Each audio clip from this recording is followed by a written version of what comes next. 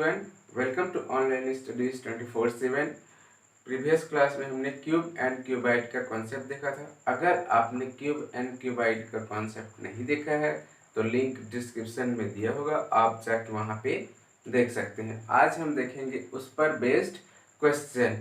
ठीक है, तो चलो स्टार्ट करते हैं। ठीक, तो दिया है क्वेश्चन, 5 सेंटीमीटर भुजा वाले किसी घन को 1 सेंटीमीटर भुजा वाले घनों में विभाजित किया जाए तो ऐसे घनों की कुल संख्या क्या होगी।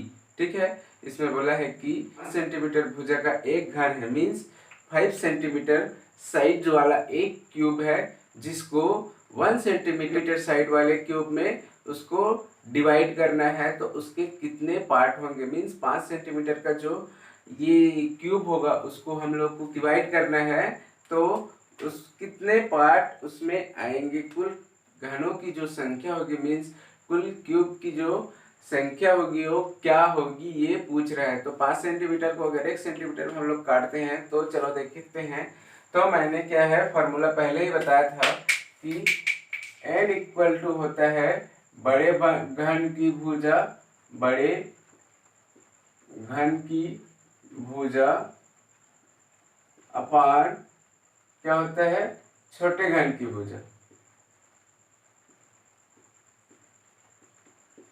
छोटे घन की भुजा। तो इसमें दिया क्या है, इसमें बोला यह है कि 5 सेंटीमीटर का बड़ा घन है उसकी भुजा है, और छोटे घन की भुजा कितने कितने में डिवाइड करना है, 1 सेंटीमीटर में। तो n इक्वल टू हो जाएगा 5/1 इक्वल टू क्या आएगा, 5 ही आएगा। अब देखो हमें क्या करना होता है, हम लोग को घन की जो भुजा ज्ञात करने के लिए हमें क्या है, n का क्यूब ज्ञात करना है। ठीक है, n का क्यूब निकालना रहता है। तो n का क्यूब मीन्स 5 का क्यूब। 5 का क्यूब क्या होता है, 125 होता है। और ऑप्शन में 125 दिया है क्या, हाँ दिया है। तो हम लोग का सी में देखो 125 दिया है, वही सी हम लोग का क्या है, आंसर है। ठीक, समझ आया, बहुत इजी है, कुछ भी टफ नहीं है। ठीक, तो इसमें करना क्या है, बस फार्मूला हम लोग को n दिया है, n हम लोग को तो पता है n इक्वल टू होता है बड़े घन की भुजा अपॉन छोटे घन की भुजा। अगर इसको इंग्लिश में बोला जाए तो यह होगा n equal to side of big cube upon side of small cube. ठीक है, तो चलो अब नेक्स्ट क्वेश्चन देखते हैं। ठीक, तो नेक्स्ट क्वेश्चन में बोला है 12 सेंटीमीटर भुजा वाले किसी घन को 3 सेंटीमीटर भुजा वाले छोटे घनों में विभाजित किया गया है, तो इसकी संख्या क्या होगी। अब देखो पहले क्या था, 5 सेंटीमीटर था और 1 सेंटीमीटर था। अब क्या बोल रहा है कि 12 सेंटीमीटर भुजा मीन्स जो बड़े घन की जो भुजा है, साइड है, वो कितना है, 12 सेंटीमीटर है, जबकि छोटे घन का जो साइड है वो क्या है, 3 सेंटीमीटर है। तो चलो अब निकालो जो क्यूब कितने होंगे उसको हम लोग को निकालना है। तो n इक्वल टू यहाँ क्या हो जाएगा, बड़े घन की भुजा कितनी है, बड़े घन की भुजा 12 है। ठीक, तो 12 हो जाएगी अपॉन छोटे घन की भुजा, इसमें क्या दिया है, छोटे घन की भुजा 3 है। ठीक, तो 12 3 एक कम 3 चौक, n इक्वल टू क्या आया, 4 आया। अब हमें क्या निकालना है, n का क्यूब निकालना है। n का क्यूब मीन्स 4 का क्यूब, 4 का क्यूब क्या होता है, 64, और 64 ऑप्शन में है क्या, देखो तो है, तो यहाँ पे बी हम लोग का आंसर हो जाएगा। समझ आया ना। ठीक, अब देखते हैं नेक्स्ट क्वेश्चन। अब देखो इसमें बोला है कि एक बड़े ठोस घन को 3 सेंटीमीटर भुजा वाले छोटे घनों में 125 में विभाजित किया गया हो, तो ऐसे बड़े घन की भुजा की लंबाई क्या होगी। अब देखो यहाँ पे क्वेश्चन ये करता है कि यहाँ पे दे दिया है छोटे घन, कितना घन, छोटे घन क्या दिया है, 125, 100 को मिलता है n क्यूब, वो दिया है 125, और छोटे घन की भुजा दिया है 3 सेंटीमीटर। तो हमें क्या निकालना है, बड़े घन की जो भुजा की लंबाई क्या होगी वो हम लोग को निकालना है। तो n इक्वल टू क्या होता है, बड़े घन की भुजा अपॉन छोटे घन की भुजा। तो n क्यूब का मान दिया है 125, ठीक है। तो n का मान क्या होगा, n का मान हो जाएगा n इक्वल टू 5 हो जाएगा। n का मान क्या हुआ, 5 हो गया। ठीक, तो अब देखो यहाँ पे अगर हम लोग फॉर्मूला लगाएं तो n इक्वल टू क्या है, 5 है, और इसमें हम लोग को निकालना क्या है, बड़े घन की भुजा, बड़े घन की भुजा अपन छोटे घन की भुजा क्या दिया है, 3 सेंटीमीटर, तो 3 हो जाएगा। तो अब देखो यहाँ से बड़े घन की भुजा निकल जाएगी, हाँ जी हाँ, यहाँ से अगर क्रॉस मल्टीप्लाई करें तो बड़े घन की भुजा क्या होगी, बड़े घन की भुजा होगी 5 इंटू 3 हो जाएगी। ठीक है, तो इक्वल टू क्या होगी, 15 सेंटीमीटर होगी। 15 सेंटीमीटर आपके ऑप्शन में इसमें है क्या, है। तो देखो यहाँ पे ए में दिया है 15 सेंटीमीटर, तो यहाँ का आंसर क्या होगा, ए हो जाएगा। ठीक है, समझ आया ना। अब देखो नेक्स्ट क्वेश्चन है, सेंटीमीटर भुजा वाले किसी ठोस को दो विपरीत सतहों काला रंग से तथा शेष सतहों को लाल रंग से रंग दिया गया है। ठीक है, तो इस घन को बराबर आयतन वाले 27 घनों में विभाजित किया गया है।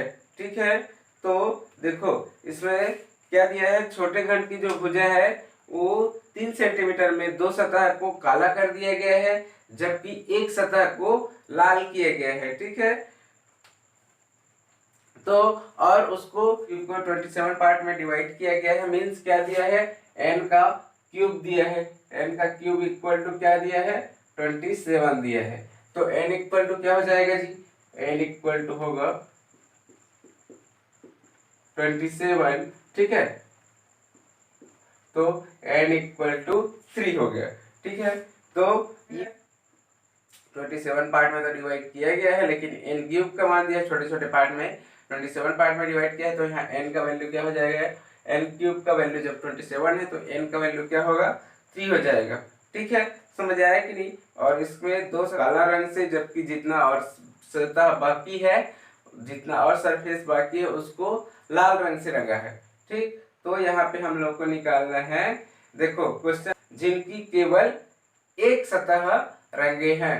ठीक है, तो हम लोग देखो, मैंने क्या क्वेश्चन में यहाँ पे जो क्वेश्चन दिया है उसका मैंने पहले फॉर्मूला बताया था कि अगर एक सतह रंगीन हो तो उसके लिए फॉर्मूला क्या होता है, 6 इंटू एन माइनस 2, ठीक, का स्क्वायर होता है, 6 इंटू एन माइनस 2 का स्क्वायर। तो चलो 6 एन माइनस 2 का स्क्वायर करो, एन का वैल्यू क्या है, 3 है, तो 6 3 माइनस 2 का स्क्वायर। ठीक है, तो देखो 6 3 माइनस 2 क्या हो जाएगा, 1 का स्क्वायर, मीन्स क्या हुआ, 6 ही बचा। तो 6 दिया है क्या आपके ऑप्शन में, जी हाँ, देखो 6 सी नंबर पे दिया है। ठीक, तो यहाँ पे हम लोग का जो आंसर होगा वो सी होगा। ठीक है, समझ आया कि नहीं। मीन्स इसमें बोला क्या है, n क्यूब का मान दिया है, तो हम लोग पहले n निकाले, n का वैल्यू आ गया, फिर अगर एक सतह रंगीन हो इसके लिए पूछा है क्वेश्चन, तो यहाँ पे क्या हो जाएगा, यहाँ पे एक फॉर्मूला यूज होगा कि 6n माइनस 2 का स्क्वायर होता है। ठीक है, तो n का वैल्यू 3 आया है, तो 3 माइनस 2 का स्क्वायर मीन 6 इंटू 1 6 हो जाएगा। यहाँ का जो आंसर होगा वो सी होगा। ठीक, अब देखो फिर क्वेश्चन पूछता है कि ऐसे घनों की संख्या क्या है जिनके एक सतह काला से तथा दो सतह लाल रंग से रंग गए हो। ठीक है, तो देखो इसमें पूछा क्या है, क्वेश्चन ये पूछा है कि दो सतह काले रंग से लेकिन एक सतह लाल रंग से रंगे हो, मीन्स टोटल कितना सतह हुआ, 3 सतह हुआ, 3 सतह हुआ, मीन्स 3 सरफेस हुआ। तो 3 सरफेस का मैं बता चुका हूँ, चाहे क्यूब हो चाहे क्यूबाइड हो, इसका हमेशा क्या होता है, 8 होता है। तो 8 यहाँ पे दिया है क्या, देखो, हाँ बिल्कुल दिया है, सी पे दिया है, तो सी हम लोग का आंसर हो जाएगा। ठीक है, नेक्स्ट क्वेश्चन देखो कि इसमें पूछा है कि ऐसे घनों की संख्या क्या है जिनके तीनों सतह लाल हो। ठीक है, तो इसमें क्वेश्चन में क्या है, इसमें तो बोला है कि 2 सतह काला है, बाकी शेष सतह लाल है। तो इसमें तीनों सतह लाल है क्या? नहीं है, तो इसमें क्या हो जाएगा? 0 हो जाएगा। इसमें तो कोई तीनों सतह लाल तो है ही नहीं क्वेश्चन में, तो तीनों सतह लाल नहीं है, तो इसमें क्या होगा? 0 होगा। मीन्स 0 ऑप्शन में दिया है क्या? A इक्वल टू A दिया है, तो यहाँ पे आंसर जो होगा वो A होगा, क्योंकि तीनों सतह लाल तो है ही नहीं। इसमें तो पूछा है, बताया है कि क्वेश्चन में बताया है कि 2 सतह काला है और शेष सतह लाल, सवाल है ही नहीं। ठीक है, तो चलो अब नेक्स्ट क्वेश्चन देखते हैं। समझ आ रहा है ना? ठीक है, तो नेक्स्ट क्वेश्चन में देखो कि यहाँ पे फिगर दिया हुआ है। ठीक है, इसमें हम लोग को क्या निकालना है? इस आकृति में घनों की संख्या कितनी है ऑफ क्यूब्स हैं।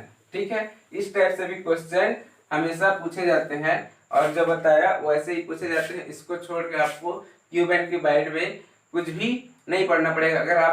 अगर ये 8-9 क्वेश्चन जो मैं बता रहा हूँ इतना को अगर कर लेते हैं तो दूसरे क्वेश्चन की जरूरत ही नहीं है। ठीक है, तो चलो देखो आकृति में घनों की संख्या कितनी है। ठीक है, तो चलो बताओ कितनी है, काउंट करो। अगर हम लोग काउंट करें तो यहाँ पे मिल जाएगा, कितना मिलेगा? टोटल काउंट करो तो इसमें देखो अगर काउंट करें तो आंसर आएगा हम लोगों का। अच्छे से आप लोग काउंट करना, तो यहाँ पे आएगा डी, हम लोग का आंसर होगा 12 आएगा। ठीक है, कैसे देखो काउंट करो, 1 2 3 4 5 6 7 8 9 10 11 12, तो 12 आंसर है। ठीक है, तो बहुत इजी है इसको काउंट करना।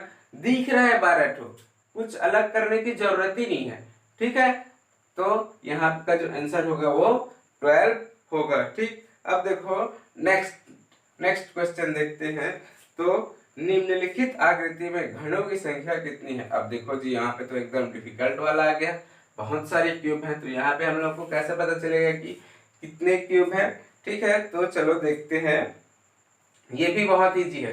देखो फ्रंट साइड में मीन्स आगे तरफ दिख रहा है कि उसमें कितना टू लाइन है, मतलब क्यूब का जो लाइनिंग है, हम लोग लाइनिंग को गिनते हैं। ठीक है, तो 6 का है, 6 इधर भी है, 6 इस साइड में भी है, मीन 6 लाइन वर्टिकल में भी है, 6 लाइन हॉरिजॉन्टल में भी है।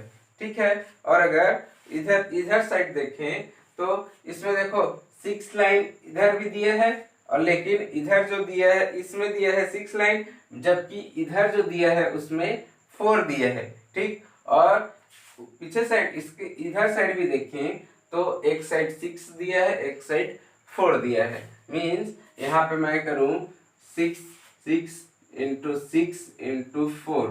ठीक है, क्योंकि इधर 4 लाइन है, इधर जो ये साइड में है, इधर जो है ये 4 है, और जबकि इधर नीचे तरफ अगर देखें तो 6 है। ठीक है, वैसे ही इधर भी अगर ये साइड में देखें तो 4 4 है, जबकि ऐसे ही देखें वर्टिकली देखें तो इसमें 6 है, तो यहाँ पे हो जाएगा 6 इंटू 6 इंटू 4 इक्वल टू क्या हो जाएगा? 6 इंटू 6 36 इंटू 4, 4 6 जा 24 का 4 कैरी कितना है 2, 6 4 3 जा 12 और 4 144 अगर हम लोग का इसमें ऑप्शन में दिया है क्या? बिल्कुल दिया है, सी पे 144 दिया है, तो हम लोग का नेक्स्ट आंसर क्या होगा? सी हो जाएगा। ठीक है, अब देखो क्वेश्चन देखते हैं कि आकृति में कितने घन अदृष्ट है। अब देखो कि जो हम लोग को नहीं दिख रहा है वो घन हम लोग को बताना है, तो वो तो और इजी है। कैसे? देखो हम लोग को जो नहीं दिख रहा है मीन्स वो जो क्यूब है इसकी पीछे साइड है। ठीक है, पीछे साइड है मीन्स कितना होगा? देखो हम लोग को नहीं दिख रहा है, वो हो जाएगा यहाँ का जो टोटल दो जो नहीं दिख रहे हैं वो है 15 है। ठीक, 15 है, लेकिन इसमें क्या है, हम लोग को 10 ठो ऐसा है जिसको हम लोग नहीं देख सकते, तो 15 माइनस 10 इक्वल टू क्या बचा? 5 बचा। तो 5 ऑप्शन में है क्या? बिल्कुल है, ये हम लोग का यहाँ पे आंसर हो जाएगा। ठीक है, ये वाला समझ आया कि नहीं? टोटल हम लोग का जो है 15 है इसमें, जो इसको हम लोग नहीं देख पा रहे हैं, लेकिन इसमें 15 है, लेकिन उसमें से हम लोग 10 ठो नहीं देख पा रहे हैं। और अगर 10 ठो नहीं देख पा रहे हैं तो 15 माइनस 10 हो जाएगा, इक्वल टू क्या होगा 5 हो जाएगा। अगर ये आपको समझ नहीं आया तो आप लोग डायरेक्ट ये देख, सबसे पहले तो हम लोग को 3 ठो क्यूब दिख रहा है नीचे में, उसके ऊपर कितना ठो क्यूब है, 4 ठो क्यूब है।